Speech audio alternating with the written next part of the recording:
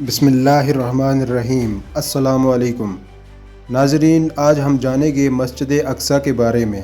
مسجد اقصیٰ پر اتنے تنازعات کیوں ہیں، جانیں گے آج کی اس پوری ویڈیو میں، بنے رہیں ہمارے ساتھ۔ مسجد اقصیٰ پر تنازع کئی صدیوں سے چلا آ رہا ہے، لیکن اس کی حالیہ شکل 20ویں صدی کے آغاز سے زیادہ شدید ہوئی ہے۔ بنیادی طور پر یہ تنازع فلسطین اور اسرائیل کے درمیان ہے، جو مذہبی، تہذیب اور سیاسی پہلوؤں سے جڑا ہوا ہے۔ مسجد اقصیٰ مسلمانوں کے لیے خاص روحانی اور مذہبی مقام ہے۔ یہ مسلمانوں کا قبلہ اول تھا اور یہاں سے حضرت محمد صلی اللہ علیہ وسلم کا معراج کا واقعہ جڑا ہوا ہے۔ اسلامی روایات کے مطابق حضرت آدم علیہ السلام نے بیت المقدس کی بنیاد رکھی۔ حدیث کی روشنی میں بتایا جاتا ہے کہ حضرت آدم علیہ السلام نے خانہ کعبہ کی تعمیر کے 40 سال بعد بیت المقدس یعنی مسجد الاقصیٰ کی بنیاد رکھی۔ بعد میں مختلف انبیاء نے اس کی تعمیر اور مرمت کا کام کیا۔ اسلامی روایات اور تاریخی ماخذ کے مطابق حضرت سلیمان علیہ السلام نے بیت المقدس کی دوبارہ تعمیر اور توسیع کی۔ اس کے دور میں بیت المقدس ایک عظیم الشان عبادت گاہ کے طور پر تعمیر کیا گیا، جسے آج ہیکل سلیمانی ٹیمپل آف سولومون بھی کہا جاتا ہے۔ بیت المقدس کی تعمیر کی اصل بنیاد حضرت آدم علیہ السلام نے رکھی، جبکہ حضرت سلیمان علیہ السلام نے اس کی تعمیر اور توسیع کا کام انجام دیا۔ یہودی اور عیسائی تاریخ میں بھی حضرت سلیمان علیہ السلام کو بیت المقدس کی تعمیر کا کریڈٹ دیا جاتا ہے۔ یہودی روایات کے مطابق حضرت سلیمان علیہ السلام نے تقریباً 957 قبل مسیح میں پہلا ہیکل تعمیر کروایا تھا۔ یروشلم کو تاریخ میں کئی بار فتح کیا گیا ہے۔ حضرت عمر بن خطاب رضی اللہ تعالی عنہ 638 عیسوی پہلی بار مسلمانوں نے بیت المقدس کو فتح کیا، جبکہ خلیفہ دوم حضرت عمر ابن خطاب رضی اللہ تعالی عنہ کے دور خلافت میں 638 عیسوی میں یہ شہر فتح ہوا۔ حضرت عمر رضی اللہ تعالی عنہ نے خود بیت المقدس جا کر وہاں کے لوگوں کے ساتھ امن کا معاہدہ کیا۔ پہلی صلیبی جنگ کے دوران 1099 عیسوی میں عیسائی صلیبیوں نے بیت المقدس پر قبضہ کیا اور شہر میں بڑی تباہی مچائی۔ 1187 عیسوی میں مشہور مسلمان جنرل صلاح الدین ایوبی نے بیت المقدس کو فتح کیا۔ انہوں نے صلیبیوں کو شکست دی اور عیسائیوں کے قبضے سے شہر آزاد کرایا۔ انہوں نے شہر کے لوگوں کے ساتھ نرمی اور امن کا سلوک کیا۔ عثمانی خلافت کے دور میں سلطان سلیمان عظیم نے 1517 میں بیت المقدس پر دوبارہ قبضہ کر لیا اور شہر کو ترقی دی، خاص طور پر شہر کی دیواروں کو مضبوط کیا، جو آج بھی موجود ہیں۔ مسجد اقصیٰ پر یہودیوں اور مسلمانوں کے درمیان کشیدگی کی بنیادی وجہ تاریخی، مذہبی اور سیاسی تنازعات ہیں۔ یہ جگہ یہودیت، اسلام اور عیسائیت تینوں مذاہب کے لیے مقدس سمجھی جاتی ہے۔ خود ہی اس جگہ کو ٹیمپل ماؤنٹ کہتے ہیں، جہاں ان کا ماننا ہے کہ حضرت سلیمان علیہ السلام کے وقت میں ان کے 2 مقدس معبد ہیکل تعمیر کیے گئے تھے، جبکہ مسلمانوں کے لیے یہ جگہ مسجد اقصیٰ ہے، جہاں سے حضرت محمد صلی اللہ علیہ وسلم نے معراج کا سفر شروع کیا۔ یہ اسلام کی تیسری مقدس ترین جگہ ہے۔ سیاسی طور پر یہ جگہ فلسطین اور اسرائیل کے درمیان تنازع کا ایک اہم مرکز ہے۔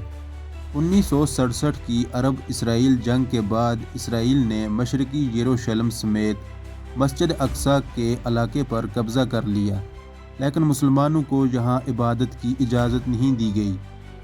تاہم وقتاً فوقتاً اسرائیلی انتہا پسند گروہوں کی جانب سے اس جگہ پر قبضہ یا اس کی تقسیم کی کوششیں کی جاتی ہیں، جس سے کشیدگی بڑھتی ہے اور لڑائی کے واقعات پیش آتے ہیں۔ یہ تنازع مذہبی عقائد، تاریخی دعووں اور موجودہ سیاسی حالات کے گرد گھومتا ہے، اور دونوں اطراف سے اسے اپنی مقدس جگہ کا تحفظ کرنے کا معاملہ سمجھا جاتا ہے۔ یہودیوں کے نزدیک یہ مقام ہیکل سلیمانی کہلاتا ہے، جو حضرت سلیمان علیہ السلام کے دور کا معبد تھا۔ ان کے مذہبی روایات میں یہ جگہ بہت اہمیت رکھتی ہے کیونکہ یہ قدیم اسرائیل کی عبادت گاہوں کا مقام ہے۔ عیسائیت میں بھی یہ مقام اہمیت کا حامل ہے کیونکہ عیسائی روایات کے مطابق یہاں حضرت عیسیٰ علیہ السلام کی تعلیمات کا سلسلہ بھی شامل ہے۔ سیاسی اور زمینی تنازع کی وجہ سے مسجد اقصیٰ کا حق مختلف اقوام کے درمیان موضوع بحث رہا ہے، لیکن مسلمانوں کے لیے یہ مسجد ان کے ایمان اور مذہبی تاریخ کا اہم ترین حصہ ہے۔ مسلمانوں کے نزدیک مسجد اقصیٰ کا گہرا روحانی اور مذہبی تعلق ہے۔ یہ مسلمانوں کا قبلہ اول ہے اور قرآن و حدیث کے مطابق حضرت محمد صلی اللہ علیہ وسلم نے معراج کی رات یہاں سے آسمانوں کی سیر کا آغاز کیا تھا۔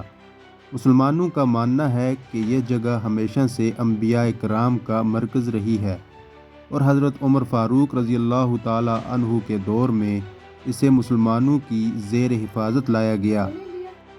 مسجد اقصیٰ اسلام، یہودیت اور عیسائیت تینوں ادیان کے ماننے والوں کے لیے مقدس مقام ہے اور ہر مذہب کے پیروکار اس پر اپنے تاریخی اور مذہبی حق کا دعویٰ کرتے ہیں۔ بیت المقدس کی فتح کے بعد صلاح الدین ایوبی نے مسجد اقصیٰ کو صلیبیوں کی گرجا گھروں اور قلعہ بندیوں سے پاک کیا اور اسے دوبارہ ایک اسلامی مسجد میں تبدیل کیا۔ مسجد کی صفائی اور اس کی تزئین و آرائش کا کام کروایا اور اس کے دوبارہ اسلامی طرز میں عبادت کے لیے کھولنے کا حکم دیا۔ انہوں نے مسجد کے اندرونی حصے کو بہتر کیا اور مسلمانوں کو وہاں نماز پڑھنے کی دعوت دی۔ صلاح الدین ایوبی کا یہ عمل نہ صرف مذہبی حوالے سے اہم تھا بلکہ مسلمانوں کے لیے ایک بڑی فتح اور وقار کی علامت بھی تھا۔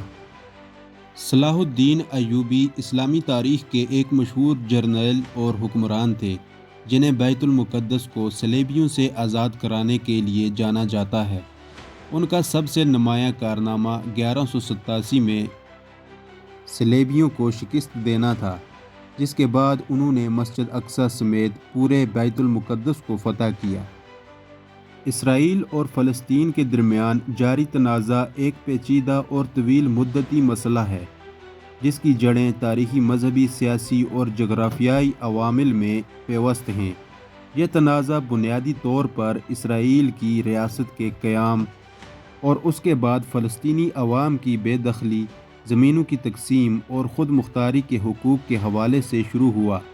1948 میں اسرائیل کے قیام کے بعد جنگ شروع ہوئی جس کے نتیجے میں ہزاروں فلسطینی بے گھر ہوئے اور آج تک انہیں واپس لوٹنے کی اجازت نہیں دی گئی۔ مغربی کنارہ، ویسٹ بینک، مشرقی یروشلم، ایسٹ یروشلم اور غزہ پٹی فلسطینی علاقوں میں شامل ہیں، لیکن 1967 کی جنگ کے بعد اسرائیل نے ان علاقوں پر قبضہ کر لیا۔ اسرائیل نے مشرقی یروشلم کو اپنا دارالحکومت قرار دیا جسے بین الاقوامی سطح پر تسلیم نہیں کیا گیا۔ غزہ کی پٹی پر حماس کی حکمرانی ہے جو ایک فلسطینی مزاحمتی تنظیم ہے اور اسے دہشت گرد تنظیم بھی قرار دیا گیا ہے۔ حالیہ برسوں میں خاص طور پر یروشلم میں الاقصیٰ مسجد کے احاطے میں ہونے والی جھڑپوں نے تنازع کو مزید شدید کیا ہے۔ اسرائیل کی طرف سے فوجی آپریشنز اور فلسطینیوں کی جانب سے راکٹ حملے جنگ کی شدت میں اضافہ کرتے ہیں۔ غزہ کی پٹی اور مغربی کنارہ میں فلسطینی عوام کو سخت حالات کا سامنا ہے۔ اقتصادی ناکہ بندی، بے روزگاری اور صحت کے مسائل شامل ہیں۔ جنگوں کے نتیجے میں ہزاروں لوگ جاں بحق اور زخمی ہو چکے ہیں جن میں زیادہ تر عام شہری ہیں۔ اس تنازع پر عالمی طاقتوں کا رد عمل تقسیم شدہ ہے۔ بعض ممالک اسرائیل کے حق میں ہیں جبکہ کچھ فلسطینیوں کی حمایت کرتے ہیں۔ اقوام متحدہ اور دیگر عالمی ادارے تنازع کے حل کے لیے امن مذاکرات کی حمایت کرتے ہیں۔ یہ جنگ ایک پیچیدہ اور حساس مسئلہ ہے جس کے حل کے لیے دو ریاستی حل کی تجاویز دی جاتی رہی ہیں، لیکن اب تک کوئی مستقل امن معاہدہ ممکن نہیں ہو سکا۔